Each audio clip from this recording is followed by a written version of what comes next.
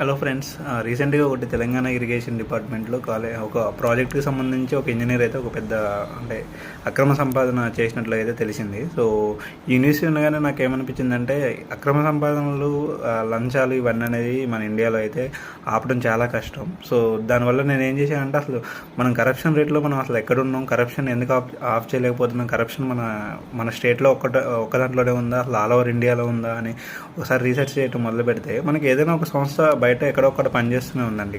Corruption rate ఎంత ఉంది ఇండియాలో, లేదంటే పీస్ ఎంత ఉంది, లేకపోతే ఏదో ఒకటి క్యాలిక్యులేట్ ఎప్పటికీ ఏదో ఒక సంస్థ పనిచేస్తూనే ఉంటారు. సో మనం కరప్షన్ రేట్లో ఎంత ఉన్నామంటే 37 to 38. అంటే ఆ సంస్థ ఎలా ఇస్తుంది అంటే 100 ఉంటే హైలీ క్లీన్డ్, అంటే జీరో కరప్షన్ అనేసి, జీరో ఉంటే హైలీ కరప్షన్ అనేసి అట్లా వాళ్ళు ఒక ర్యాంకింగ్ని ఇస్తారు. ఆ ర్యాంకింగ్లో మన ఇండియా ప్లేస్ చూస్తే 180 కంట్రీస్లో ఆబ్వియస్లీ 96, 98 అట్లా ఉంది.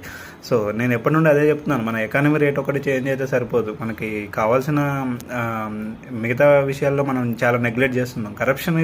కరప్షన్ మనం చాలా తక్కువ సైజులో కానీ దాని మీద చేసే ఉద్యమం అనేది చాలా తక్కువ స్థాయిలో ఉంటుంది. ఎందుకంటే కరప్టెడ్ అమౌంట్ అనేది మనకి అసలు ఏ విధంగా మన కంట్రీకి కానీ మన స్టేట్కి కానీ ఏ విధంగా ఉపయోగపడలేదు.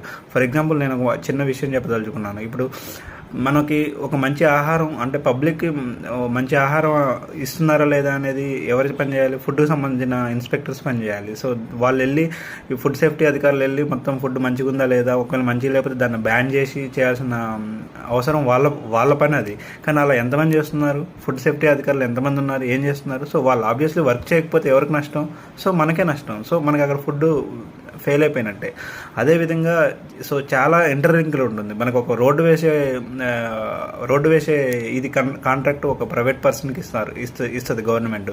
అప్పుడు వారికి 100 బడ్జెట్లో 100 బడ్జెట్ యూటిలైజేషన్ చేస్తే మనకి మంచి రోడ్డు వస్తుంది. కానీ 100 బడ్జెట్లో ఒక 50 రూపీస్ యూటిలైజేషన్ చేసి 50 రూపీస్ జేబులు వేసుకుంటే ఆ రోడ్డు ఎన్ని రోజులు ఉంటుంది, ఆ రోడ్డు వల్ల మనకి ఎంత ఇదవుతుంది. సో ఇట్స్ అంత ఇంటర్లింక్ ఉంటుందని మాత్రం నేను ఎప్పటి నుండో చెప్తున్నాను. ఎకానమీ రేట్ చేంజ్ అయిందని అది ఇదని మనం సంకలు గుద్దుకోవడం కాదు. ఇండియా డెవలప్ అవ్వాల్సిన చాలా ఏరియాలో ఉంది. ముఖ్యంగా కరప్షన్ రేట్లో మనం ఎప్పుడైతే మనం కరప్షన్ రేట్లో అట్లీస్ట్ 50 కంటే ఎక్కువ స్కోర్ చేసి మనం below top 20 top 50 below top 20లో ఉంటాము, అప్పుడే మనం డెవలప్ అవ్వడానికి స్కోప్ ఉంటుంది. ఒక ఆస్ట్రేలియా కానీ, ఒక సింగపూర్ కానీ, ఒక న్యూజిలాండ్ కానీ చూసుకోండి, ఎప్పుడు వాళ్ళ కరప్షన్ రేట్లో ఎప్పుడు హైలీ క్లీన్ ఉంటారు చాలా. ఈవెన్ యూఎస్ చూడండి, 42 అరౌండ్ 62 అరౌండ్ 70 స్కోర్తో వాళ్ళు at least they are maintaining. So ఈ విషయాన్ని ఈ వీడియో ద్వారా మాట్లాడడానికి thanks for watching this video.